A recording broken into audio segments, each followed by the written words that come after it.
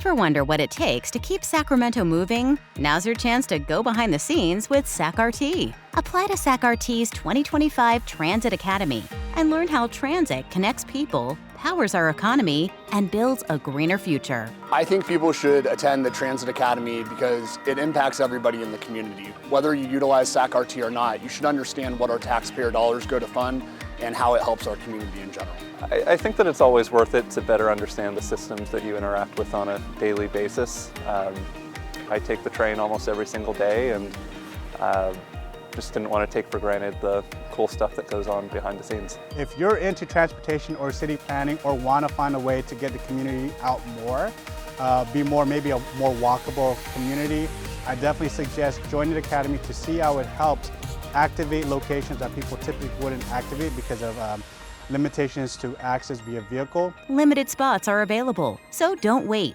Apply by April 21st, 2025. Learn more at sacrt.com/transitacademy and apply today.